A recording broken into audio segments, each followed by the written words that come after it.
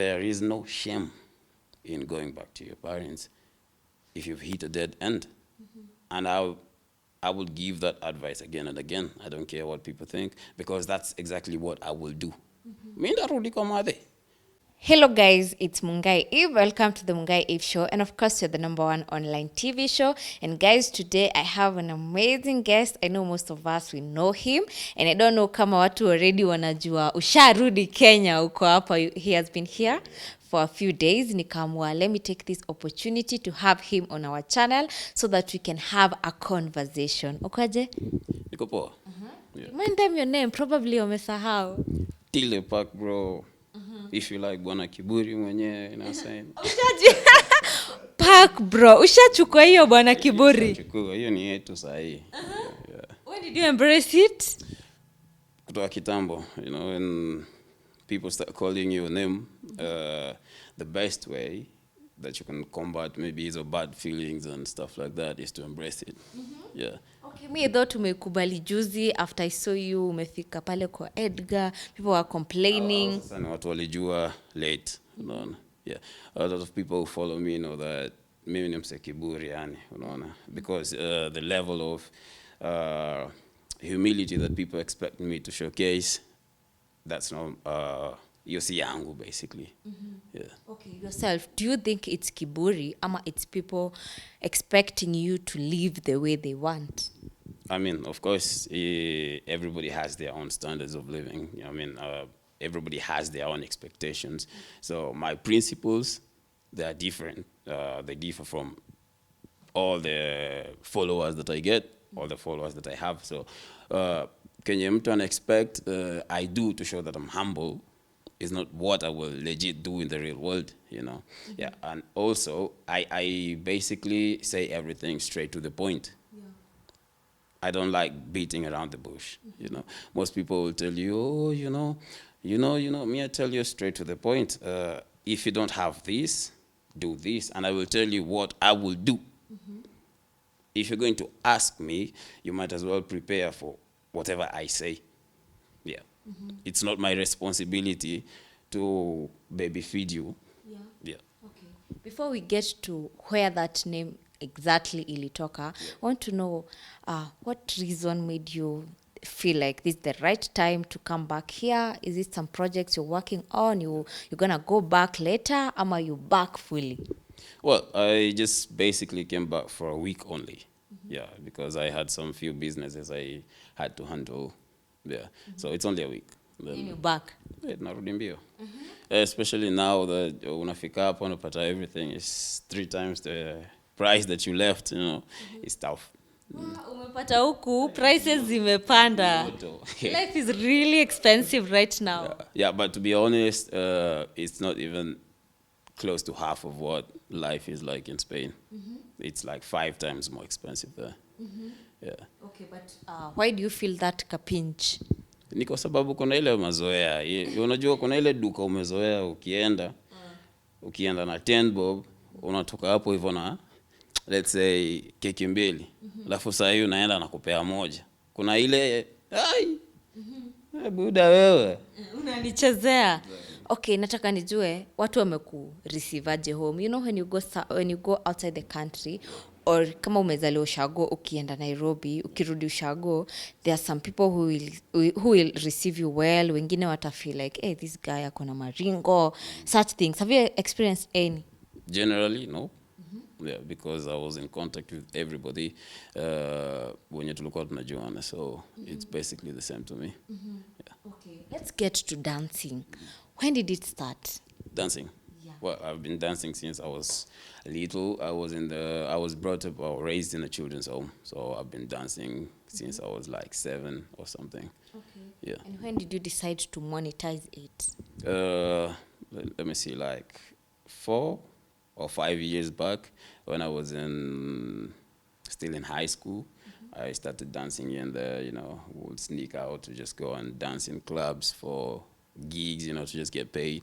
And then 2 years down in campus, nikachoka na nikaona shule hapana. It's not as stable as I thought, you know. When you go to campus or university, you have an expectation, you know. I want to do this. So What are you doing in campus? computer science. Yeah. But then I got to campus, and what I'm learning, it's like a quarter computer science, and the rest is all bullshit English. A lot of other bullshit, theory, I don't know, AIDS, stuff like that. So after 2 years, I felt like I'm wasting my time, you know? Yeah, so I decided maybe I should try and focus my energy on something else while I still have the energy. And I'm glad it paid off. That's when you decided to focus On dance now. on dancing. Yeah. Okay, and then you opened a YouTube channel. We want to understand. I saw someone asking you the same question. You know, when you do a dance and you upload on YouTube, probably there's a high percentage of getting a copyright because that content it's somebody else's content. How do you deal with that? Well, at first, I just used to upload the dance or the content. I would get a copyright claim most of the times, unless it's from Goma. Those guys are managed. They will block your video. Yeah, but mostly it's just a copyright claim. So they get all the money, you get all the clout. And there was nothing you could do. Yeah, but then I found some partners who have the ability to help me share, you know, like we split the revenue, which has been of great help. So now I am partnering with a firm. So whenever I upload a video, I get half and the artist gets half. Okay, and how are you surviving back then when you used to get, you know, people used to see you having good numbers, but literally you are getting nothing from the numbers? Well, basically, it's really nothing because you get the views. But then, let's say I do a song or a dance video, I get 2 million views on YouTube from the video. I will get nothing in terms of revenue. But then I will get like 5 other artists who want me to dance to their song. So a sponsorship comes in, and I charge, let's say, each one of them. I mainly charge 70 to 100,000. So I end up eating way better than what the revenue would have paid me, because you yourself, you're a creator, so you know revenue in Africa, that's trash. Yeah. Hey, right now there is a lot of taxing and everything, so it's not really a lot of it. And especially when you're doing a song, you know, a song is not long, it's like 3 minutes.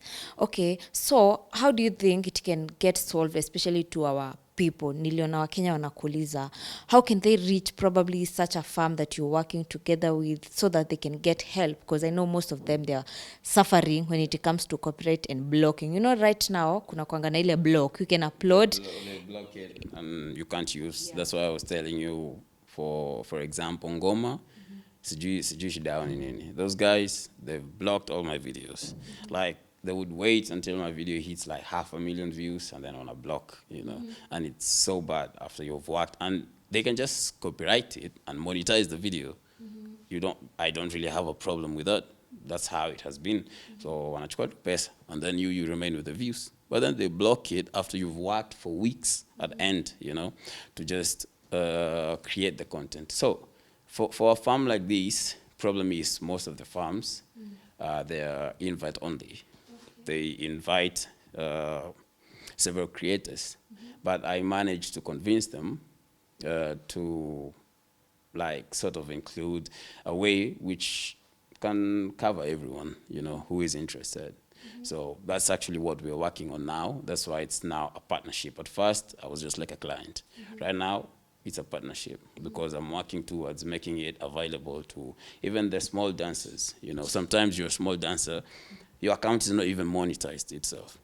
But then you blow up with one video. You get a lot of views, but no money because your account is not even monetized itself.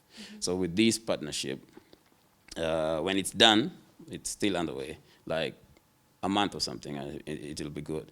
Unakuta, even if your account is not even monetized, even if ujapata hata hizo 4,000 watch time hours, we have a way to make you receive half of the revenue of the song you've danced to.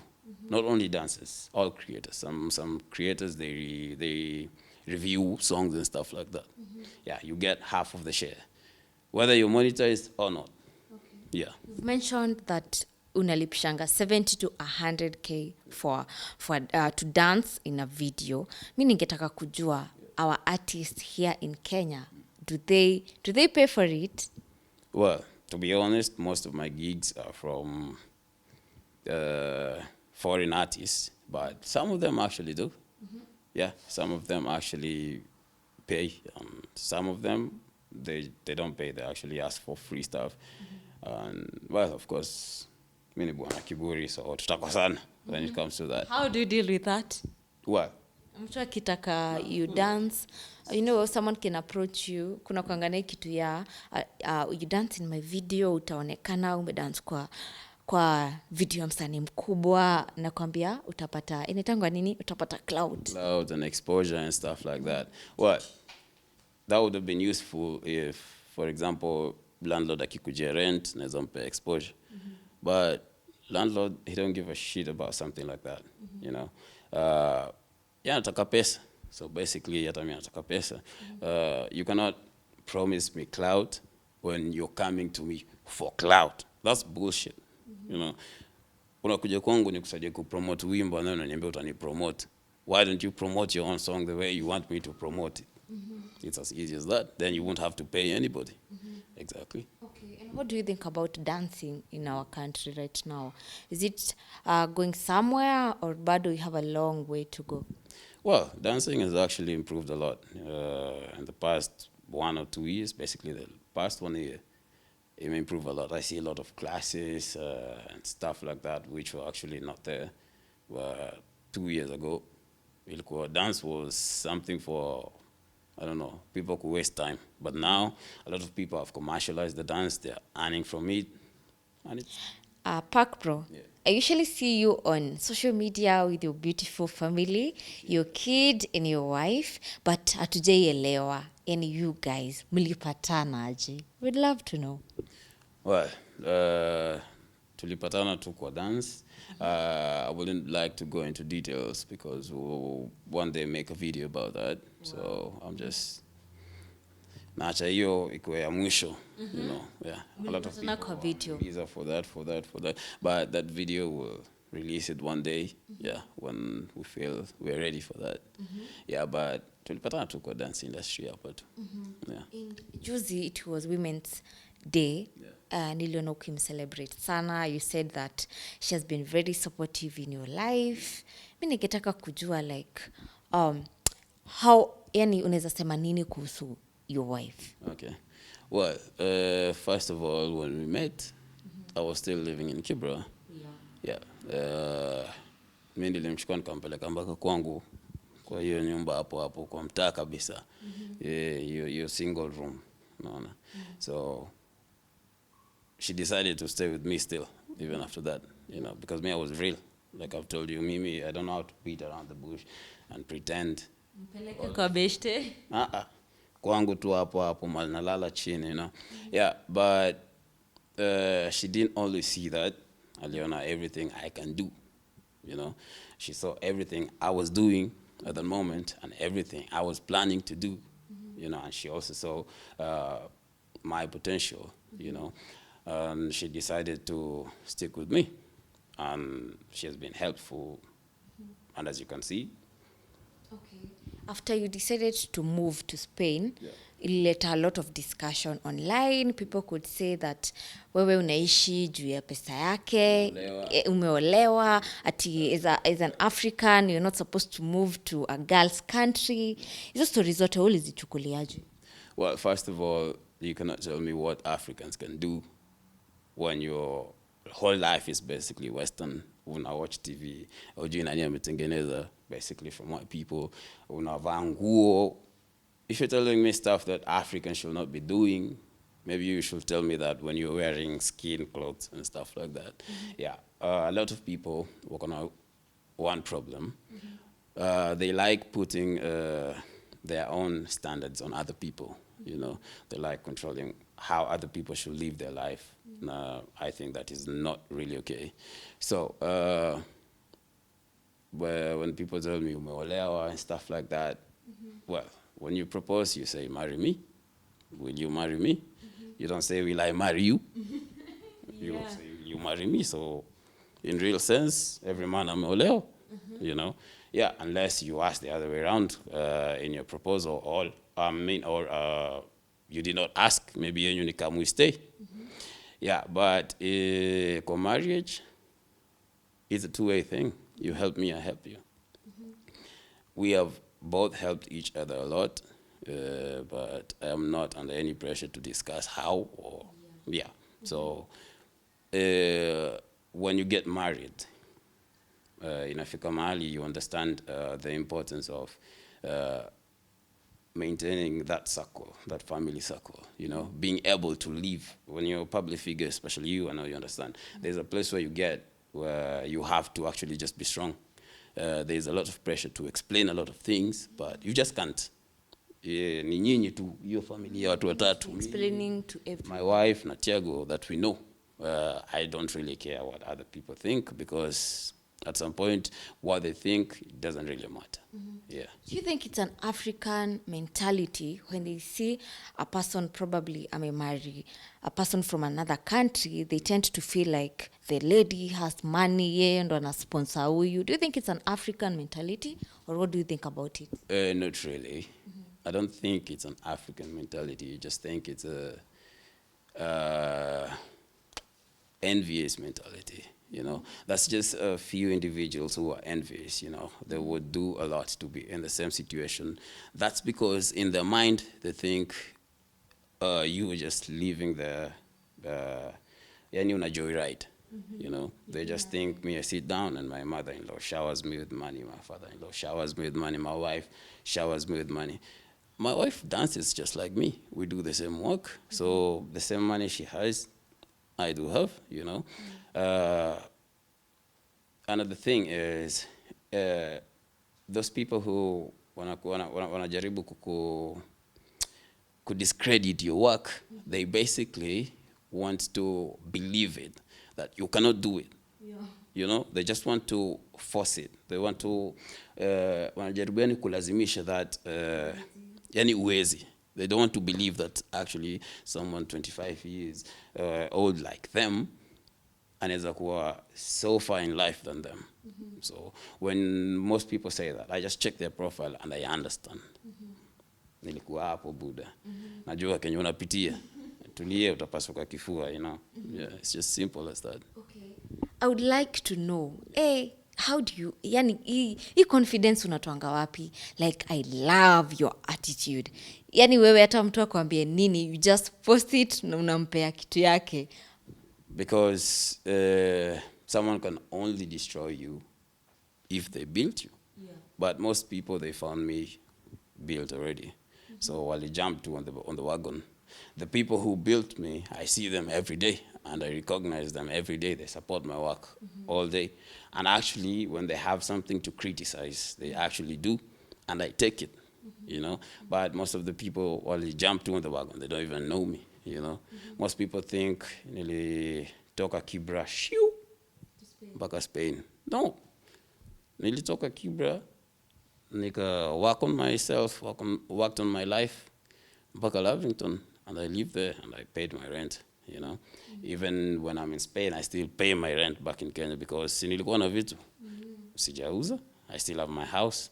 I have several of my friends that I pay the rent for. They just live in my house, you know. Yeah. So when people think mi nakaa tu, no, I pay rent here. Ukiwa hapo kwa, you have several friends unalipianga rent. There's this time, hii conversation ilispank online, ikaleta kelele sana. Actually, that's when nilijua watu walikunikne Bwana Kiburi.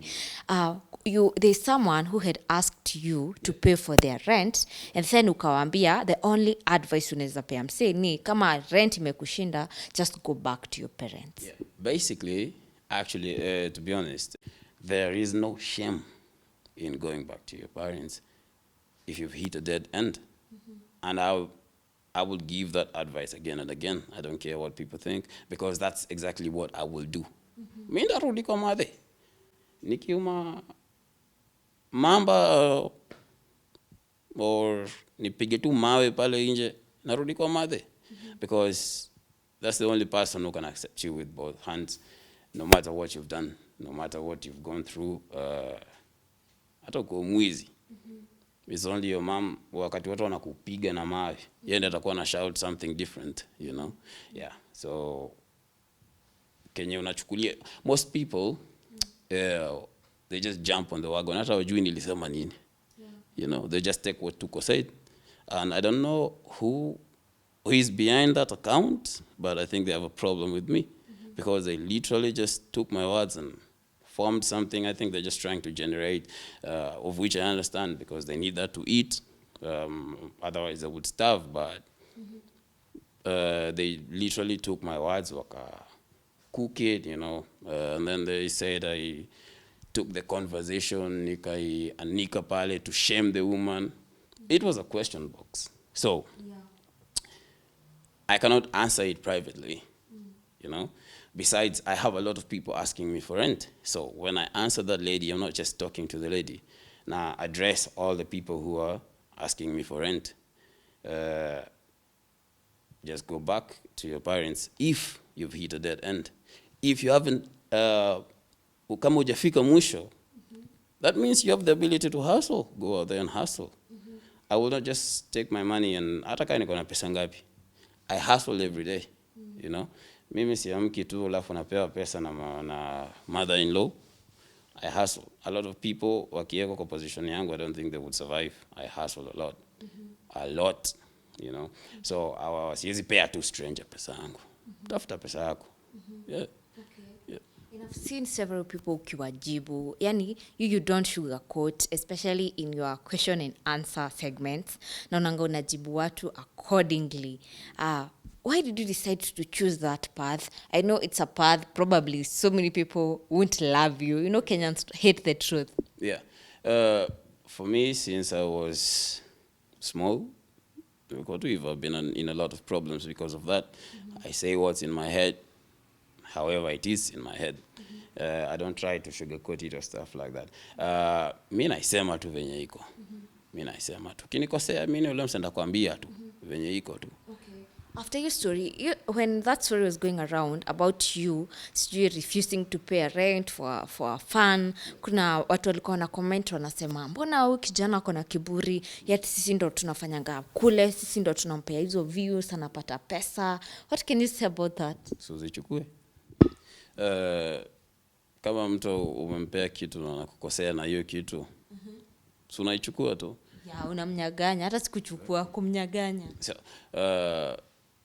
it's only because only a few people who feel that way.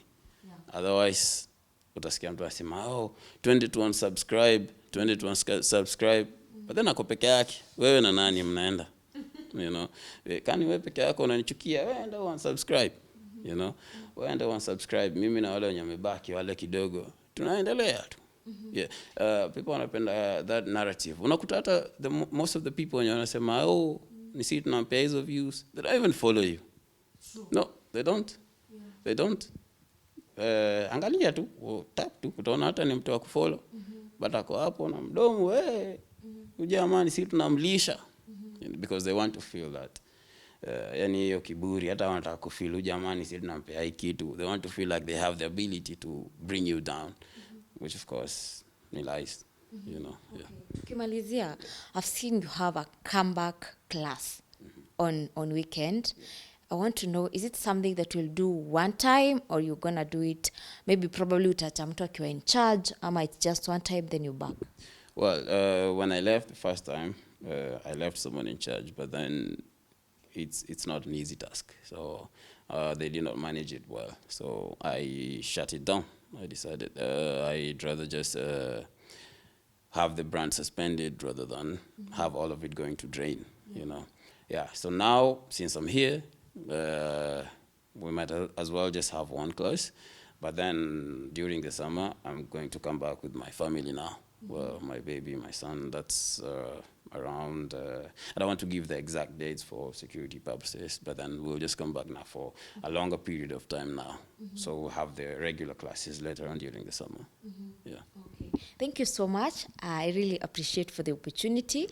I would like you to tell people where they can find you in case they want to come to the classes this coming weekend, how they can get the tickets.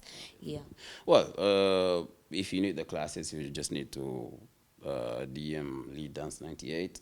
That's for me, Bwana Kiburi mwenyewe, Tileh, Pacbro. Only come. Only.